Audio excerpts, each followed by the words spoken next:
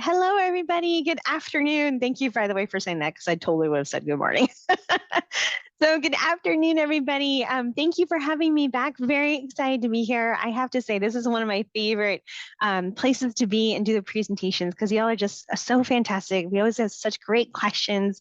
And this is a topic that we haven't touched on a lot here at BECU. So I'm excited to present this topic and get your feedback as well.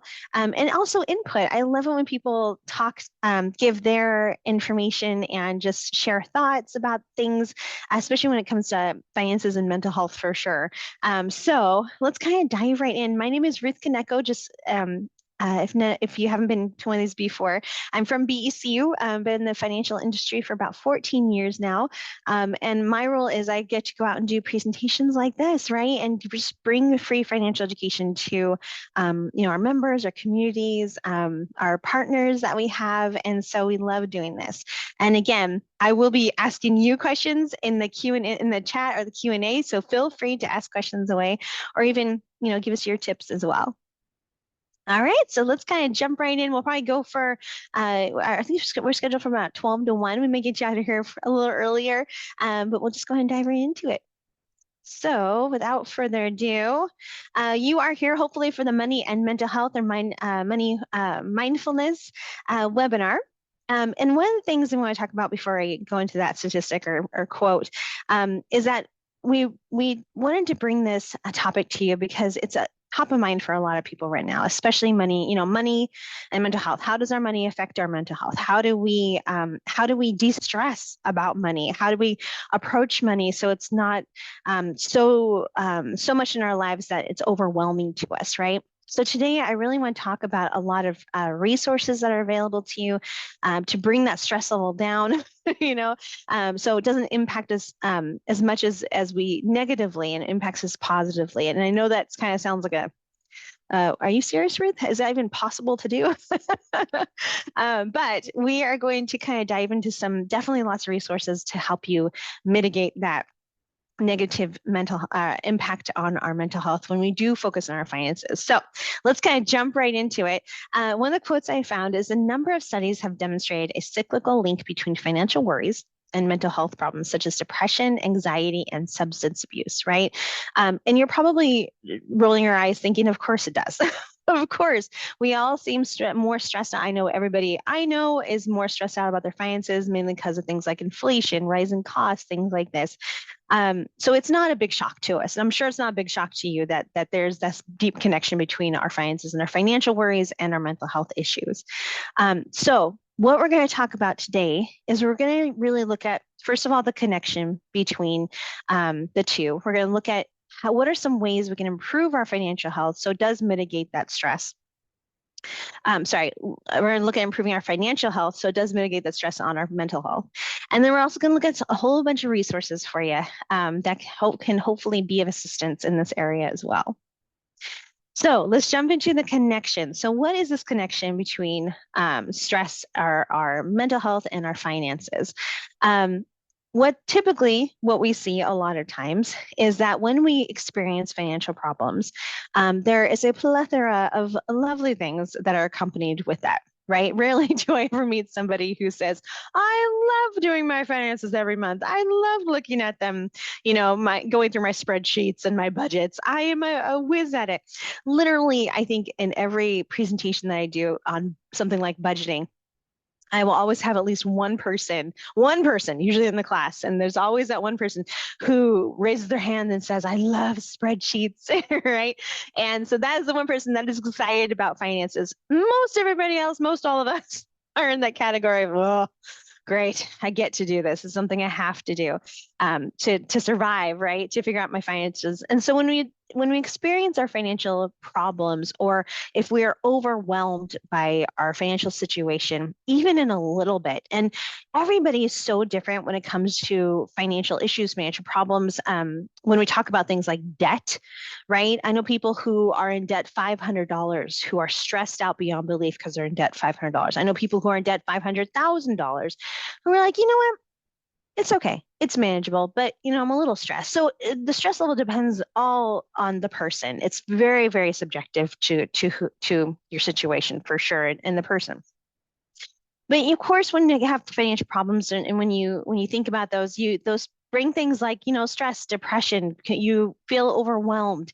It causes anxiety, and those things can lead to things like high blood pressure, sleep loss. Who on this webinar has ever lost sleep over a financial issue? In fact, I want you to tell me if you ever have. So in the Q&A, I want you to tell me if you have ever experienced stress or sleep loss or any one of these levels. Yes. Thank you. Good, honest people. I'm seeing some hand raised. Yeah, right. We've all experienced one or two, or maybe all of these due to financial issues that we're having. Maybe it's sending a kid to college. My little one is in kindergarten, and I've already started stressing. Yes, I have. Kindergarten peoples, and I'm already stressing about, oh my goodness, what are we gonna do? What are we gonna do about next year? What are we gonna do about the following year? Yeah, it's a fun one. I mean, my goodness, several years to go here. But absolutely, thank you for putting that in there, and thank you for being honest, because I think one of the biggest things with um, with finances and our mental health is we got to be honest with ourselves, right? We have to be honest with each other. This whole, oh, I'm fine, I'm doing good, I'm fine, doesn't really cut it anymore, and it doesn't really help our ourselves when we just push it under the rug or we don't face what we're actually going through. So first of all, try to look at when we have financial problems, especially in our own lives, what is our reaction to it? We all have these things called money scripts in our heads. There was a gentleman who coined that term, and what he found is that it was a long time ago, probably in the 70s, when he coined the term money scripts.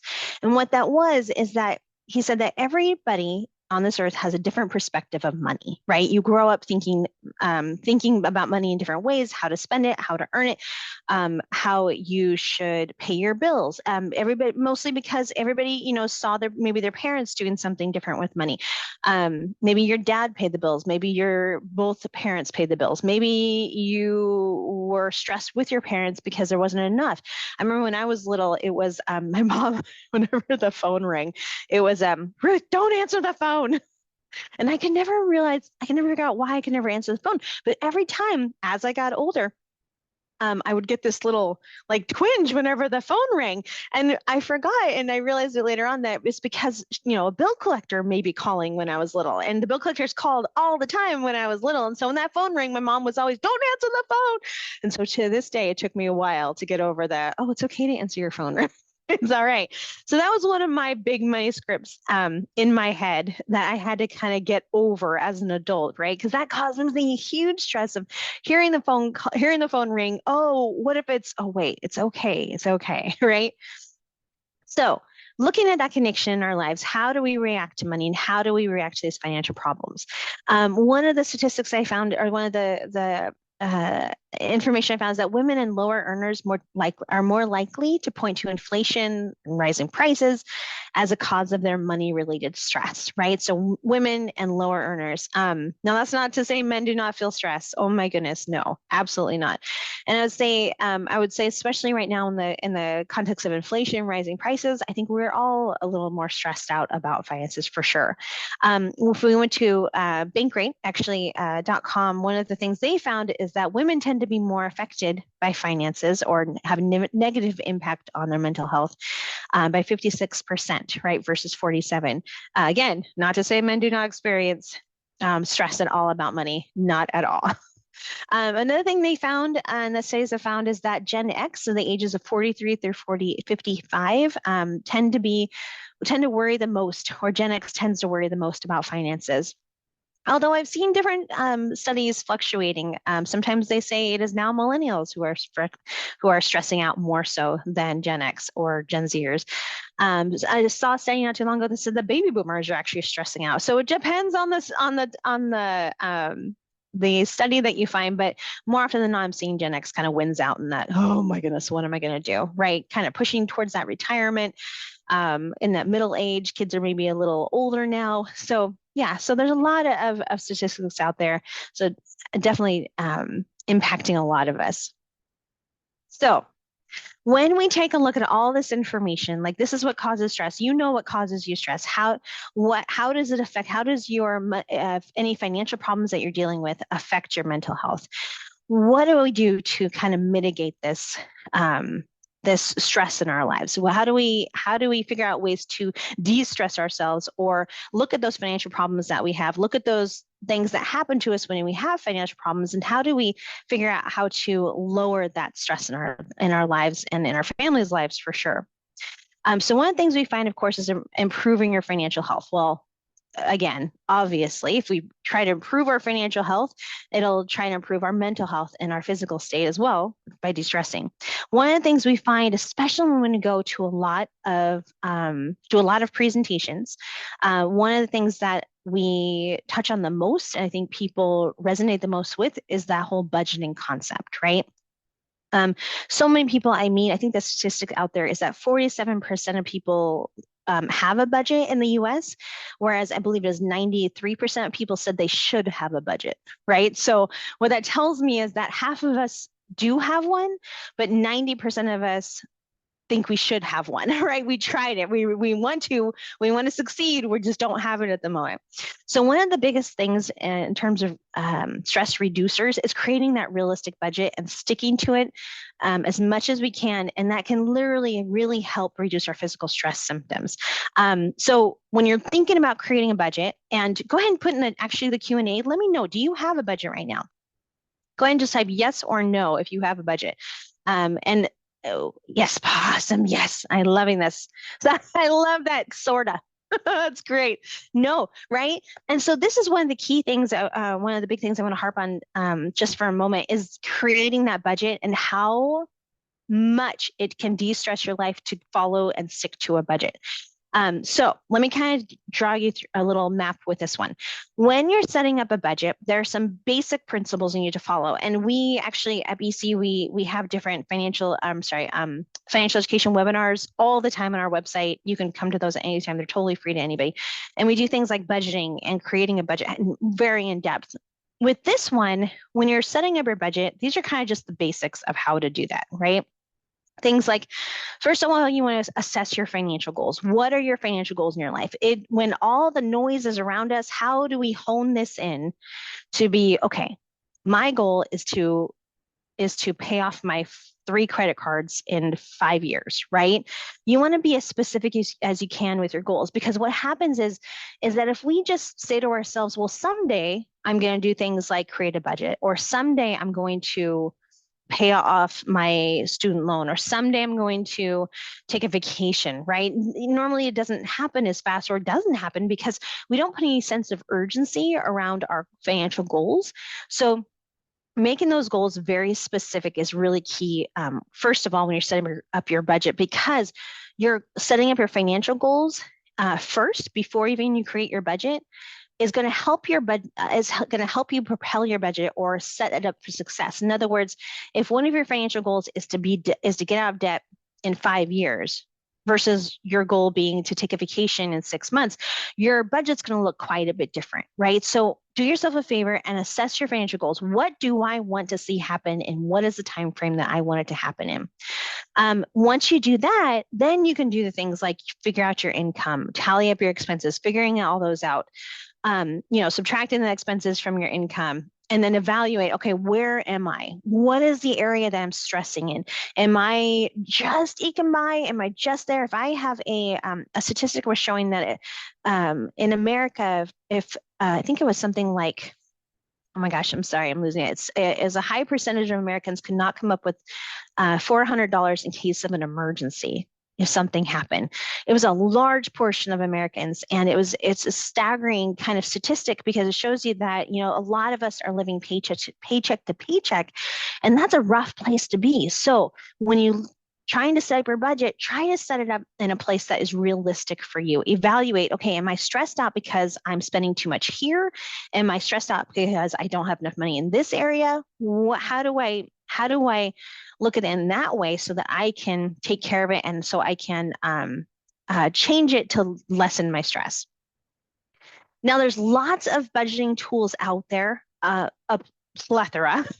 And like I said, everybody has a different way of budgeting. And I am personally in the belief that if you're trying to create a budget and you try one method that doesn't work, then definitely, if it doesn't work too well, then definitely try another tool that works for you.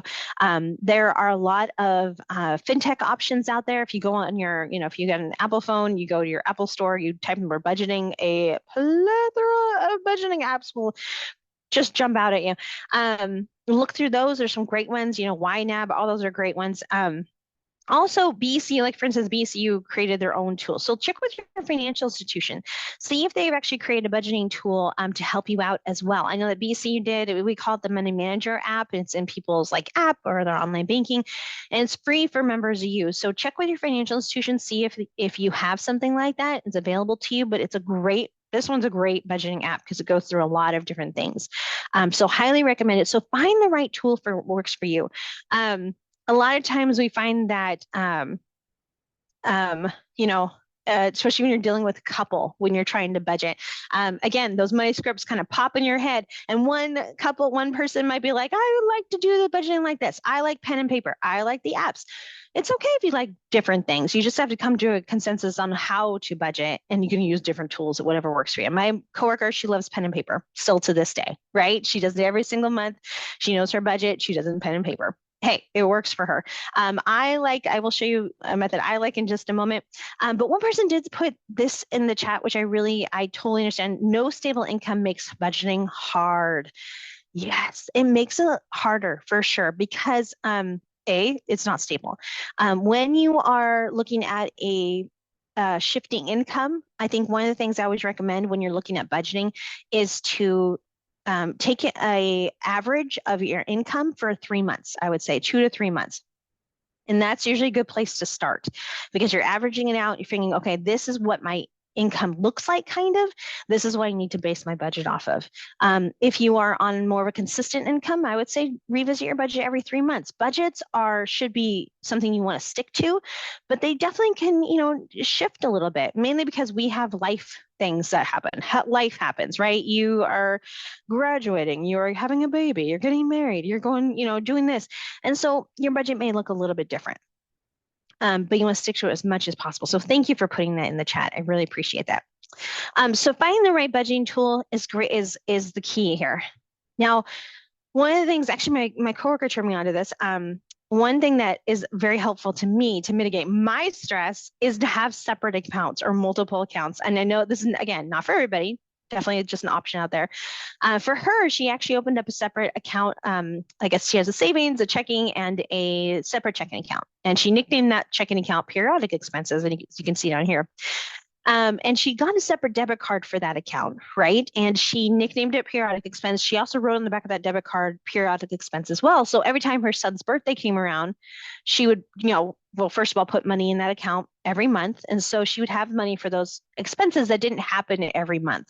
For instance, like your card tabs or your clothing or gifts for holidays, right? For me, I kind of take it one step further, and you may think I'm very strange, but for me, what mitigates stress in my life and is good for my mental health, I got to separate my finances out. So I literally have about 10 different savings accounts, and I nickname them. And I have one for car insurance, one for house, one for groceries, one for entertainment, one for diapers, obvious reasons, one for, other things like that. So I've got 10 different accounts. And so when you get money, you can put that money into those accounts, and I can go online and I can see those accounts. And then when I need to spend that money, I just put that money right back into my checking account, right? That helps me. And so like I was saying, whatever method helps you, that's the method that's going to work for you. It's kind of sometimes a trial and error, especially with something like budgeting. So tell me in the chat, what works for you? What's something that kind of mitigates or lowers your stress level with finances? How does that budgeting concept work for you as well? And we'll talk about a couple more things in just a little bit. Another thing we find that is finding ways to increase your income or decrease your spending. And you may be like, I know that's pretty easy to say, but how do we do it? Usually when we're looking at our budget specifically, a lot of people say, oh, I love that. Sorry, one person was saying, I do similar buckets approach. Yes, I love that. It helps my brain anyways, not get so stressed about everything. Yeah, that's great. So another way to turn your budget around, if you're finding that, okay, I am just on the edge here of making it or breaking it. So one thing again we say is increasing your income or decreasing your spending. Increasing your income can be things like, oh, hey, can I do overtime? Is this possible? Getting a side hustle. A lot of people I know have turned to getting side hustles. A friend of mine, she lives in New York. She's like, Ruth, you cannot live here or get by without having like 2 or 3 side hustles. You just have to do it. Getting a side hustle, driving for Uber Eats, whatever it is, getting a better paying job, selling your stuff, things like that. But then people will typically say, it's a little harder to increase your income, but I could probably try the decreasing your spending. That seems like a better option for me. For me, it definitely was. I have 2 little ones, and I was like, in getting an overtime or a side hustle is a little hard right now, but I can maybe try the decreasing my spending part. And these include things like all the ones you see there, right? Thinking of ways to cut back. Keeping a spending diary. This is one of the most helpful things I've ever seen before, especially if you don't have a budget right now. For 30 days, write down every single thing that you spend your money on. This is going to give you a lot of clarity because after 30 days, like if you buy a bag of chips, a can of pop, whatever it is, you go to Starbucks, you get a bag of nuts, you write that down, right? You put down everything that you can think of. And at the end of 30 days, you're going to go through this list and you're going to be like, oh, that's where my money's going. So much of our stress in life comes from the fact that we don't evaluate where our spending is. We just assume this is how much we're spending on this category. So keep that spending diary. After that 30 days, you're gonna be like, okay, this is the area that I need to cut back on. I thought I spent $50 on coffee when I did this.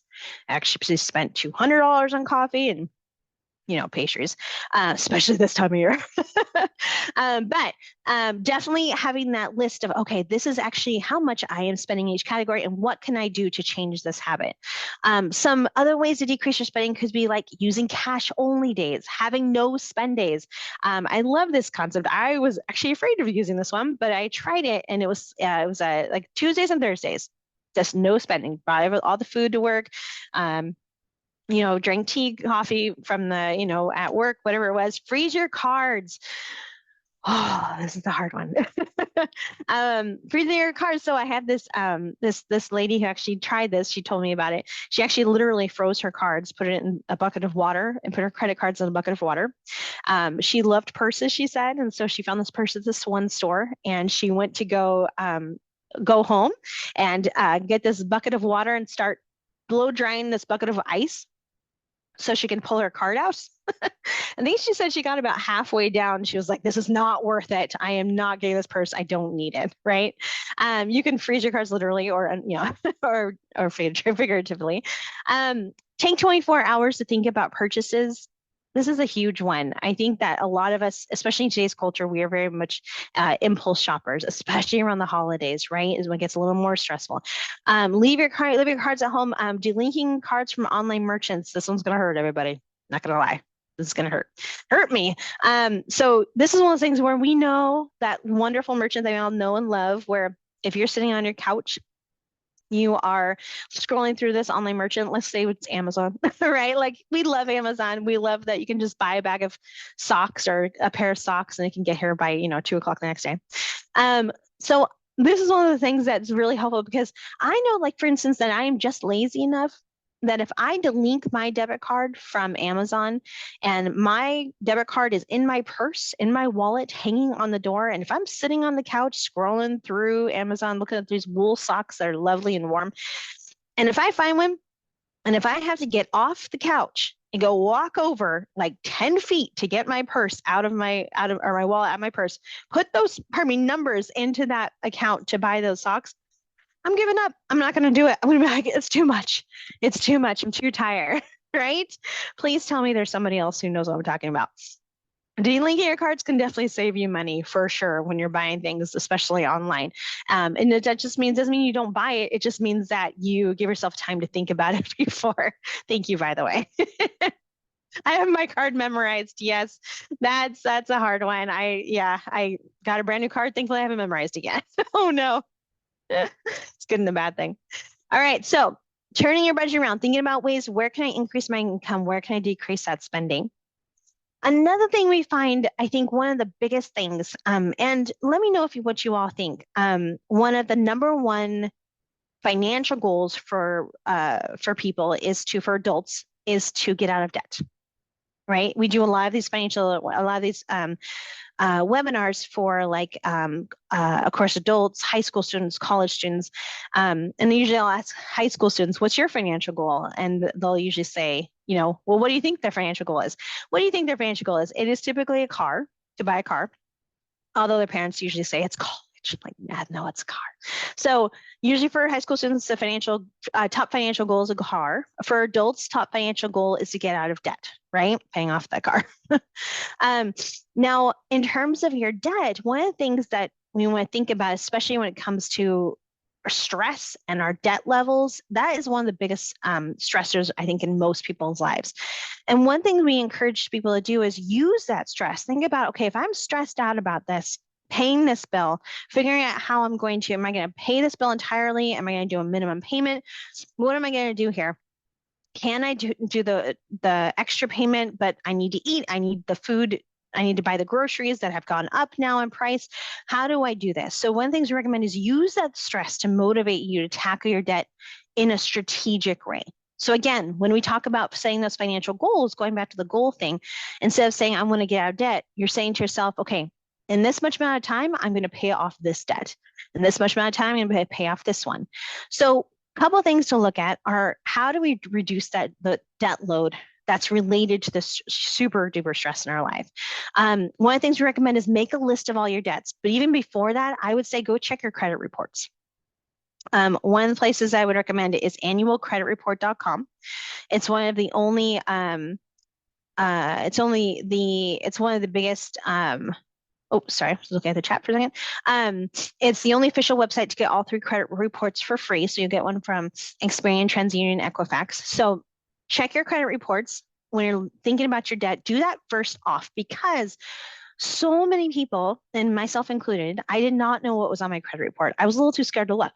So check it out. Make sure that you know exactly what debts that you have, what the amounts are, everything. Explore things like maybe balance transfer options with no or low interest might be an option. Maybe look at debt consolidation loans, right? Maybe looking at your debts and thinking, okay, how can I commit to paying off the new loans that I've taken out? Maybe they're the smaller loans that you have. Using a debt consolidation calculator is amazingly helpful because it gives you hope of, okay, if I keep making payments this much, this is when I'm going to be able to have that paid off. It's amazing how giving yourself hope. I think with our mental health and with our finances, I think one of the biggest things, we just need that hope of knowing that we are going to get out of debt. We are going to eventually get there. We just have to make a plan around it. And one of the biggest things too is also know your debt to income ratio. So your DTI is very helpful. One of the biggest things with your DTI, so debt to income ratio, is that your DTI, a lot of lenders are looking at your DTI, and this is your debt to income ratio.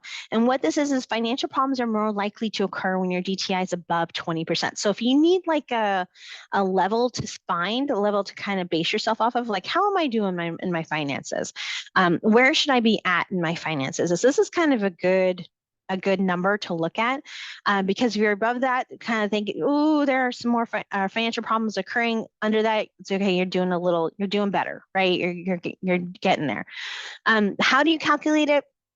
Your total monthly minimum debt payments, take that, divide it by your gross monthly income, multiply it by 100, and then you get your debt to income ratio. So for instance, this is kind of an idea. So let's say that you pay $2,000 towards your debt, right? This is how much you bring in a month, multiply that by 100, and this person's DTI is about 42%. So it's a little high, right? So that's one of the reasons you want to take a look at your DTI and know what it is so that you can know, okay, I'm here, I need to be down here. Let's put a plan on how to get there. One of the things we always recommend is, especially with debt, because budgeting and debt are the 2 biggest financial stressors in people's lives. Choosing a debt payoff strategy, very, very helpful. I think, again, putting a plan around your debt is the best way to tackle the debt. Because again, it gives you a plan, it gives you that hope. And there are typically 3 major strategies out there that people use. And there are things like the debt snowball, the debt avalanche, and the debt cascade. These are the 3 usually top strategies that you're going to see when paying off debt. Debt snowball with all of these, you're going to pretty much list all of your debts. Just list all of your debts. Put the creditor's name, the amount that you pay each month, the interest rate. You're going to want to know the interest rate on your debts. The debt snowball is a little bit different because that one focuses on the debt, paying off the debt with the lowest balance faster. So basically, what you do is you you find the debt with the lowest balance, and typically maybe you pay more than the minimum due on your other debts. So what you do is you just pay the minimum payments on the other debts, and you take that little bit extra that you put towards those other debts and you put it towards the loan with the lowest balance. And then you pay that off faster, and then you're going to rinse and repeat the next one, the next smallest balance. The debt avalanche is the same concept. The only difference is you pay off the debt with the highest interest rate, right? So you're going to pay off the loan with the loan with the highest interest rate faster. Again, making payments on your other debts, just the minimum payment, but paying that one off faster. In the long run, the avalanche one is going to probably save you a little bit more money for sure because of the interest itself.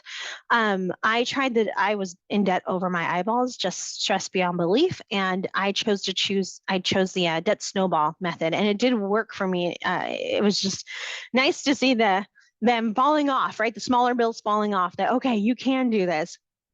Kind of that momentum and confidence building for sure. And then the debt cascade. Debt cascade is a little different where, again, you list all your debts in any order you want to for this one. And then what it says is that you continue to pay at the original payment owed, even if you're offered a lower payment. And of course, what that means is that, okay, I got my first car. I'll give you the situation. I got my first car, out of college. And I remember as my first payment, $250 a month. It was a 5-year term for this used car. 4 years into it, I got this 4 years into it, I got this letter in the mail. It said, Ruth, congratulations. You have made your payments on time. We're now going to drop your payments from $250 to 100, and I think it was like $100. Woo! I was thrilled.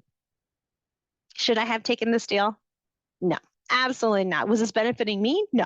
This was benefiting the lender, right? Because now they are making more money off of me. I'm paying more interest over the longer term. So with a debt cascade, continue to pay at the original payment owed. So that's another one too. Definitely can Google these payoff strategies. They're very helpful. Again, with the payoff strategy, choosing one that works for you and sticking to it is really the big thing. Another thing too, especially when we're thinking about this time of inflation, and please do, if you have any questions, let me know in the chat and we'll keep looking at, oh yes, one person was saying, yes, debt snowball method feels better. But I'll know I'll pay more interest in the long run, so that's stressful too, for sure. Yes. Oh, sorry. So one person was asking, can you please repeat the name of the website with all 3 agencies? So it's actually annualcreditreport.com. Annualcreditreport.com. And I'll send you out some of these links afterwards. And no, thank you very much. One person was asking, does DTI include mortgage payments? No. The DTI typically does not, because they're looking at your other forms of debt, like your credit cards, auto loans, things like that, not your mortgage. Thank you for asking that. I appreciate it. One person was asking, I'm having difficulty with my credit card because I want to avoid my debit card information being stolen. The credit card info has been stolen virtually through a card reader. Oh, yes, so I use my credit card to avoid theft. Can you speak to the safety of using debit cards? Yes, good question. So it is true. A lot of people tend to want to use their credit cards because their credit cards are not tied to their checking or savings account, obviously. I think it just depends on your comfortability level. I think a lot of people, like if they're going to a gas station, they might use their debit or credit card because again, it's not attached to your savings or checking. I think it just depends on your comfortability level. Personally, I use my debit card a lot, but I also use my credit card and then just pay it off at the end of the month. So I wish there was an easy answer to that one, but I do think that it's just your comfortability level, whichever one you like. If you're traveling, I would always say maybe a credit card would be good too, just because, less risk of if somebody does hack in, if there's fraud on your checking or your debit card, or sorry, your credit card, it's not linked to your other information on your account. Yeah, good questions. All right. So again, like I was saying, in today's era of um, the inflation and rising costs, one of the things we always recommend is to shop around. This is I think one of the biggest things right now. I know it's top of mind for a lot of people. How do I knock it out of the store for less than $100 for my groceries? Before when maybe I would spend $50, now 5, 10 items are $100 getting out of the store, and it's ridiculous. One of the things we recommend is shopping around. Revisit one of the things people forget to revisit. And we always think, okay, inflation, rising costs, groceries. How do I figure out my groceries so I can make my money stretch? But some of the things we don't think about are things like our policies, our cell phone bills, our cell phone coverage, our car insurance. Um, we don't challenge companies. We don't think about, oh, we can challenge these companies, insurance companies compete for your business, right? With insurance companies, sometimes the longer you're with them, it doesn't mean they're going to give you the best discount. It just means you've been with them for a while. One of the things we recommend is set reminders on your phone. There was this one gentleman that came to one of our webinars a long time ago. And he mentioned that what he did is every 3 months, he set a ticker on his phone for every 3 months to call his cell phone provider and his car insurance provider. And he said it was about 20/80. So 20% of the time they said, no, we don't have any discounts for you. And he would ask, are there any discounts I can take advantage of? 20% of the time they said no, I'm sorry. 80% of the time they said no, 20% of the time they said yes. So even though it was a small percentage, he saved a little bit of money every time he called because they could do something for him. And just remember, they're not going to call you and be like, hey, you want to save some money? There's no chance they're going to call you and do that. So calling them around, shopping around, putting a ticker on your phone, a reminder, really helpful because life gets busy and we do all forget for sure. And then we come to our evaluating your food budget. This is one of those biggest things, especially with interest nowadays. Reducing the spending on food. How do we do that? How do we do small things that can make a big difference in the long run? Comparing the different items. I think this has to do a lot with, of course, planning. And I know this is one of those things that people think, yeah, well, how do I lower my cost on food when you have to eat? Comparing things like with higher costs, where to shop. I know that a lot of my coworkers, during the pandemic, they used to do like buying shopping online for food, having it delivered. And I used to think, oh, well, we're done with the pandemic. Why do we still need to do this? And my coworker said, Ruth, it helps me not to impulse shop.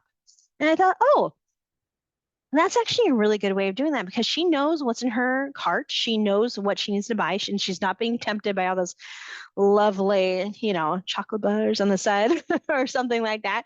And she's only buying what she needs to buy, right? And so she's probably saving a good $50 every time she goes shopping. And then my sister, I love her to death. I used to go shopping with her, drove me crazy. She used to go shopping and put items in her cart, and then she would, by the end of the time we were shopping, she would take at least, I think it was like 5 items out of her cart and just put them back. Every single time we would go shopping, drove me crazy until I realized that what she was doing is she was saying, I don't need this right now. I can do this, get this later. And so she saved about like $20 every time she went shopping. So doing things like that, timing the store sales, looking for different meal planning. And this is one of those things that I meet so many people who say, I wish I did meal planning. We don't do meal planning, but I wish this is something we did. So keep that in mind as well. And then last but not least, keep going. It will work out. It will, especially when you're thinking about how do I lower my stress level when it comes to my finances? What can I do? It's taking small positive steps, especially with creating that budget, doing the things that you need to do. Very, very important. So just keep going. So just keep going for sure. Tell them exactly, or just keep going. It's not going to take a day to realize, okay, I'm figuring out how to de-stress my life, especially when it comes to my finances. How do I keep going with this? How do I make a plan around my finances so it actually helps me instead of hinders what I can do to make life happier and simpler, right, in the long run. So here's some resources I want to talk to you about. Very important that you need to do and that you need to know about. Some great resources that we have online at BECU.org and other places as well. So let's kind of jump into it. So I know for us, we've actually BECU partnered with a company called GreenPath. It's a credit counseling service. And with this one, I would highly recommend if you're at the point with your finances where you're like, I just need a hand to hold. I just need somebody to talk to me about my finances, about credit building, and I need them to be able to say, hey, you're on the right track, or this is where you need to alter some things in life with your finances to make it easier on you. Sometimes that hand to hold is a lifeline, right? So one of those companies we partner with is called Green Path. Highly recommend them. I know for us, we pick up the tab for our members to talk with them. So they're a great one too. Also, the phone number is right there. You can check them out on our website. And this is they have a lot of different budgeting worksheets that you can use. One of the coolest ones is they have a fillable worksheet. It's a budgeting tool, a resource that you can use that will allow you to have this fillable thing that it's like real time. Here you go. Very helpful. Another couple resources you can have are becu.org. Absolutely doing this one where what happens is that we have a lot of different resources online, and there's lots of webinars, seminars you can attend. There's things like financial health checks if you're a BECU member, and there's also something called EverFi, online financial education. And this one's really helpful because what it does is actually helps you to create a playlist of different topics in financial education. Like for instance, if you're struggling with, okay, right now I'm renting, and someday I want to buy my own home because I don't want to keep giving money to my landlords, things like that. So you can actually create a playlist all on your own, and it's free to anybody who wants to use it. And you can actually use this QR code right now and check it out if you want to using your phone. And it's super helpful. Again, it's free to anybody who wants to use it. And like I said, you can create your own personal playlist. You can change this up depending on where your need is at the moment. So like for instance, what are your financial goals? To pay off debt. Click on that, and it'll give you some different resources and create that playlist for you. And they're super short kind of things that you'll be able to go through. And again, very, very helpful. So check them out. And again, there's lots of different resources on our website. Check out becu.org for articles, for different interactive components on our website that you can use. And also, if you have any questions at all, we are here to as a listening ear as well. So I'm going to put in my email in just a moment. Feel free to email us with any questions about any of this information you heard today. I'm going to put my information here. Here we go. ruth.kaneko@becu.org. If you have any questions at all, or if you find yourself like, I just need to have a listening ear, some questions I have, we'd love to hear from you for sure. We'd also love to hear your feedback about this presentation. If there's more information you want to hear about, or if there's anything you want to add, or if there's something that we'd love to get your feedback on what you would like to, different topics you'd like to hear about as well, feel free to do this QR code here, and we'd love to get your feedback on that one too. So I'm going to leave this here, just so you can write that down if you'd like. And I'm going to go ahead and open it up to questions. I hope that was helpful. I hope that was helpful with, just ways to mitigate stress, to help with when we have finances and financial issues we're having. I hope this was helpful to give you a couple of resources that you can use to mitigate that stress in your life for sure.